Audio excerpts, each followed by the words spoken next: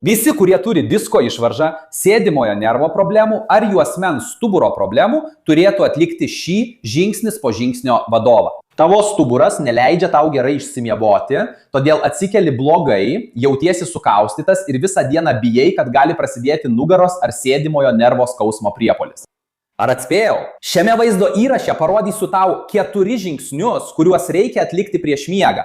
2 minutės, kurios pašalins visą per dieną susikaupusią įtampą ir padės išvengti stuburo užsiblokavimo. Be to, tu dar geriau išsimiegosi, turėsi kokybiškesnį poilsį, atsikelsi jausdamasis lengvesnis, o ši seka dar gali pagerinti žarnyno veiklą. Ir svarbiausia, pamatysi, kad nereikia būti jaunam, lieknam ar lankščiam, kad turėtum gerai judančią stuburą. Fenomenalų. Noriu, kad naudotum šį vaizdo įrašą ir kartu su manimi atliktum kiekvieną pratimą. Taigi aš darysiu pratimą tuo pačiu metu, kai aiškinsiu. Taip tu suprasi, kodėl kiekvienas žingsnis, kiekvienas pratimas yra svarbus. Dabar ir prieš miegą tai reikia paspausti paleidimo mygtuką ir sekti nurodymus. Atsivulk ant nugaros, gali naudoti pagalvę, kuri tau patinka ir su kuria jautiesi patogiai, išties kojas ir šiek tiek jas praskės. Atsargiai, jei turi daug įtampos susikaupusios juosmens raumenyse arba pritraukiamuosiuose šlaunų raumenyse. Jei per daug praskėsi kojas, gali pajusti, kad tempia juosmenį, kad nugara atsiskiria nuo čiužinio ir kad apkrauna juosmenį. Tokiu atveju priartink kojas vieną prie kitos, kol stuburas visiškai atsipalaiduos. Šioje padėtyje pailsėk ir tiesiog linguok pėdas į išorę ir į vidų. Tai daryk 20 kartų arba mintyse skaičiuok 10 sekundžių. Čia jau pajusi, kaip kojos ir juosmuo atsipalaiduoja. Su nedideliu judesiu mes jau pradedame atpalaiduoti dienos įtampą. Ateina akmuo išrėtęs. Antras žingsnis, mes atpalaiduosime kriaušės raumenį ir sėdimąjį nervą. Iš tikrųjų, visi, kurie turi disko išvaržą, problemų su sėdimu nervu, juosmens stuburo problemų, turėtų atlikti šiuos žingsnius, bet šis konkretus pratimas yra ypatingas tiems, kurie daug laiko praleidžia sėdėdami. Vis dar gulėdamas ant nugaros, dabar sulenksi kojas ir sukryžiuosi jas.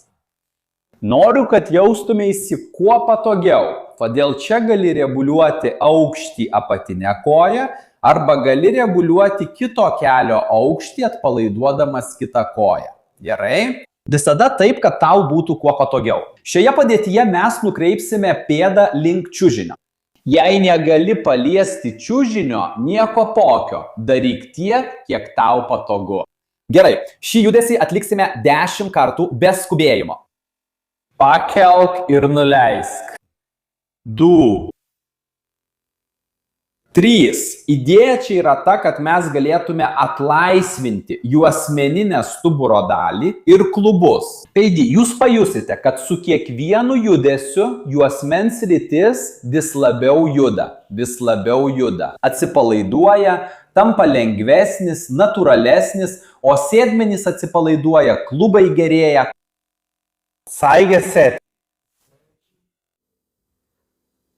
8. Jei aš būsiu per greitas, eik savo tempu, gerai? 9. Ir 10. Gerai, šio pratimo dalykas yra tas, kad kuo beprotiškesnė tavo diena, tuo labiau pajusi atsipalaidavimą ir gilų atpalaidavimą. Dabar padarykime su kita puse. Pirmyn ir atgal. 1, 2. Tai tarsi nesuptume kūdikėlį, ar ne? 3, 4. Jei tau labai sunku eiti pirmyn ir atgal, jei labai stengiasi, pabandyk išskėsti rankas čia. Tai suteiks daugiau stabilumo, gerai? 7. Ir žmonės tai yra labai gerai. 8. 9. Ir 10. Čia slypi esmė, nes kai mes dirbame su dubens kryžkaulio dalimi, mes aktyvuojame parasimpatinę nervų sistemą.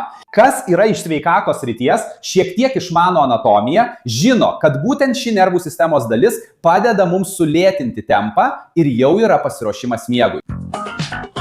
O dabar, trečiajame žingsnyje, mes padidinsime judesį, darysime didesnį judesį, kad galėtume mobilizuoti juosmens bei klubų sąnarius ir sumažinti jiems tenkantį spaudimą. Aš jau esu kalbėjęs keliuose vaizdo įrašuose apie tai, kokią svarbą šis sritis, dubuo, klubai turi stuburui. Tiesiog neįmanoma tinkamai gydyti juosmens, neatsižvelgiant ir negerinant šios srities. Lėtai apsiverskite ant pilvo, o dabar man reikės nuimti mikrofoną, kitaip jūs manęs gerai negirdėsite. Atsigulkite ant pilvo, pasirinkite jums patogiausią padėtį, rankos palei kūną, veidas į šoną, arba galite padėti kaktą ant rankų, kaip jums patogiau. Man patogiausia taip. Sulenkite kelius ir tiesiog leiskite kojoms kristi į vieną ir į kitą pusę. Nesijaudinkite, jei į vieną pusę eina lengviau nei į kitą. Tai priklauso nuo dominuojančios pusės, ar ne? Taip pat, kai prašote ranka, esate dešiniarankis ar kairiarankis. Su kojomis yra tas pats. Dėl to vienoje pusėje kaupiasi daugiau įtampos nei kitoje. Ir tai yra visiškai normalu. Darykite judesį tiek, kiek jums lengva ir patogu. Gerai? Štai taip. Darykite 10 kartų štai taip. Į vieną pusę, į kitą. 1, 4, 2, 3, 4, 5. Neskubėk, jei aš per greitai, žinai, daryk savo tempu.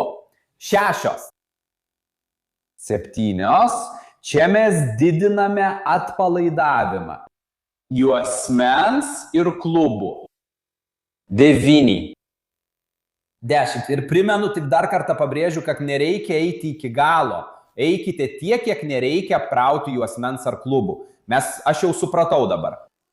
Ir kad visiškai pašalintume tą įtampą, kuri kyla iš juosmens į sėdmenis ir iš juosmens į pečius, mes derinsime švelnų tempimą su lengvu kvėpavimu. Vietai grįžkite atgal ir atsibulkite ant nugaros. Palikite vieną koją ištiesintą, o kitą sulenktą. Idėja ta, kad sulenkta koja kristų į kitą pusę. Jūs padėsite ranką. Prisiminkite, kad nereikia versti per jėgą. Gerai, darykite tiek, kiek jaučiatės patogiai. Štai, aš šioje pusėje net negaliu prisiliesti. Aš galėčiau, jei verščiau per jėgą, bet nenoriu. Taigi ši padėtis man tinka ir čia mes pabūsime maždaug 30 sekundžių. Šiuo metu jūs turite ypač gerai iškvėpti orą. Įkvėpkite, kvėpuokite, lėtai iškvėpkite. Be pastangų.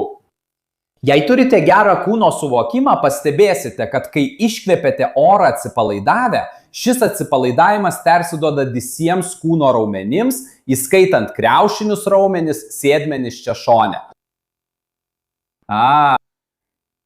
Praėjo maždaug 30 sekundžių. Jei nori dar šiek tiek pabūti gali, tai taip malonu.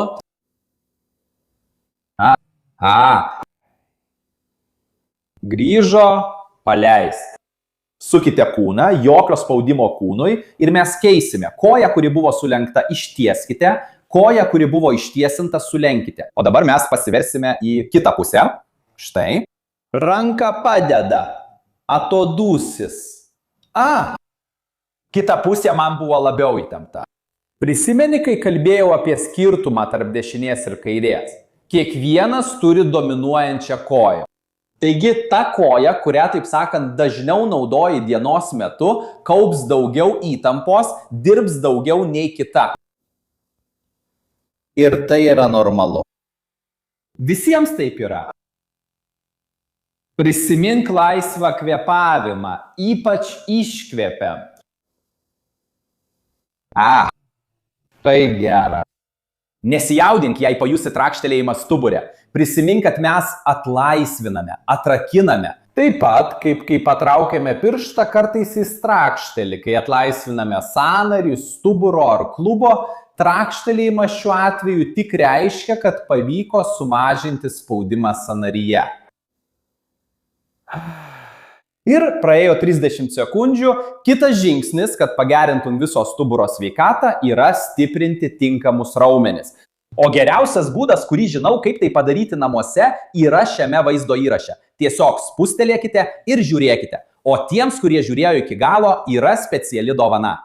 Šis vaizdo įrašas yra visa ši seka, kurią šiandien matėme, be jokių pertraukų, kad galėtum paleisti ir atlikti prieš eidamas miegoti. Tai specialus vaizdo įrašas, kurį rasi tik per šį ekraną. Aš atsisveikinu, stipriai apkabinu ir iki kito karto.